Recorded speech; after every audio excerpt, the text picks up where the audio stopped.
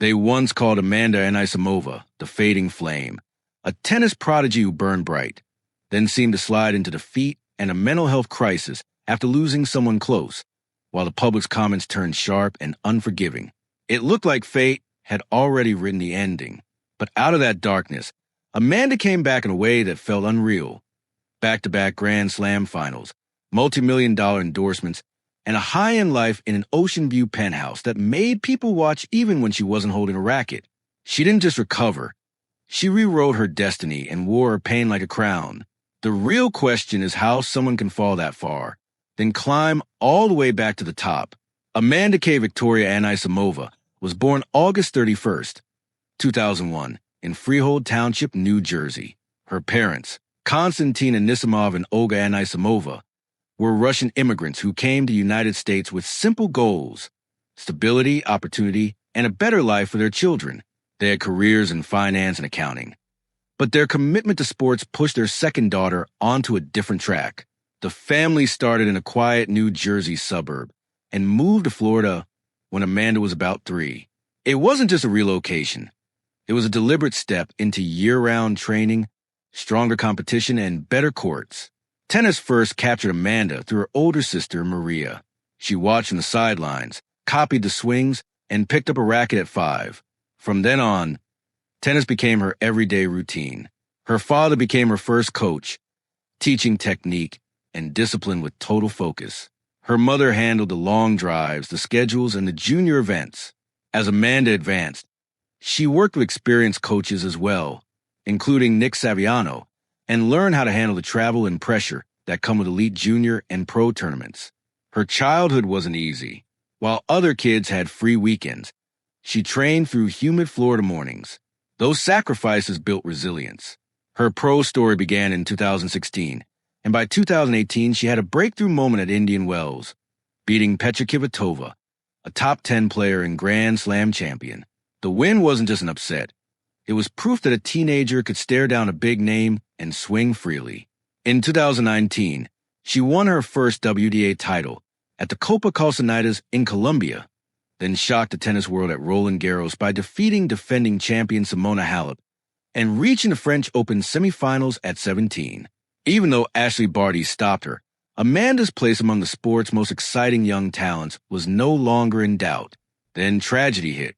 In 2019, her father, her first coach and emotional anchor, died suddenly of a heart attack just before the U.S. Open.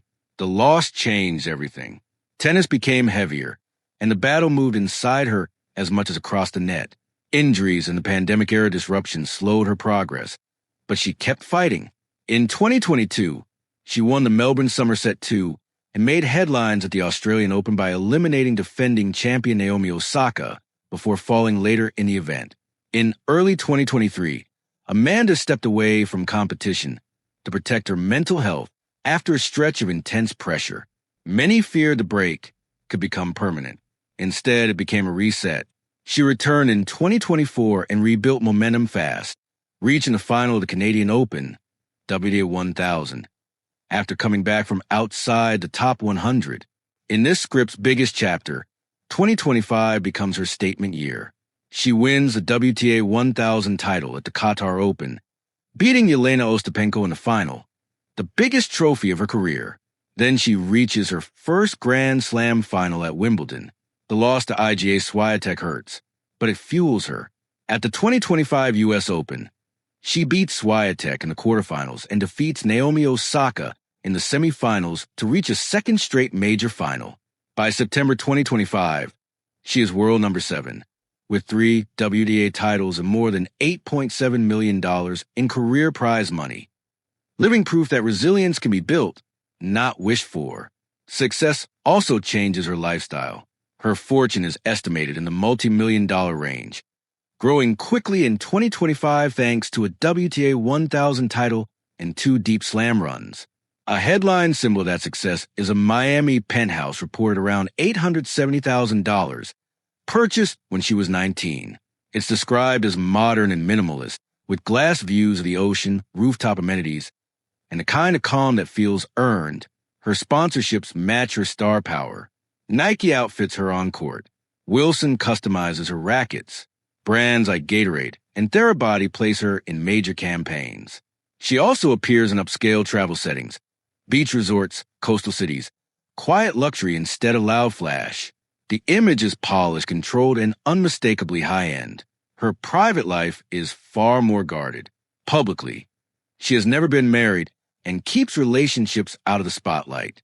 The most talked about rumor linked her to Tyler Roos, an Australian model and the son of AFL legend Paul Roos. With speculation, they dated around 2020.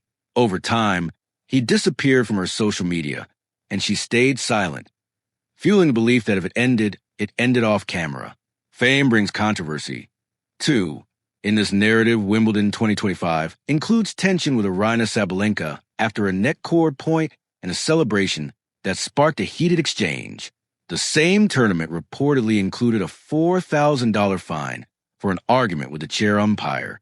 The 2025 U.S. Open also features a Hawkeye malfunction in her match with Osaka, triggering debates about technology and fairness, even though the error wasn't her fault. Earlier in her career, she also faced cruel body-shaming comments online, pressure that helped drive her 2023 mental health break. Away from the noise, Amanda's achievements and values keep expanding. She won the 2017 U.S. Open Girls title, beating Coco Gauff, and later added key pro trophies and major runs. After her break, she became more vocal about mental health in sports. During time off, she painted and auctioned artwork to raise funds for children's causes and mental health support, using a personal outlet to help others. Her future splits into two compelling paths. On court, she targets the French Open, where her first major breakthrough happened, and many believe she can win a slam soon. Off court, she has spoken about a surprising dream, becoming a surgeon after tennis, even taking online classes while still competing. Either way, the pattern is clear. Amanda doesn't choose the easy road. What makes the comeback feel bigger than tennis is the contrast. One year she is fighting to steady her mind. The next she is walking into stadiums as a featured name, expected to win, expected to smile, expected to be fine. In that spotlight, even small moments get turned into a storyline. A celebration, a tense exchange, a bad call, a social media clip taken out of context. The pressure doesn't stop when the match ends. It follows her into interviews, comment sections, and every public appearance. And yet, the script insists she keeps moving forward, using discipline, support, and hard work to turn noise into focus and focus into results. We are not responsible if you misunderstand or misapply this content. Please review it carefully, verify details independently, and use it selectively. If you enjoyed it, like, comment, share, or subscribe. Your support helps keep more top-tier stories coming.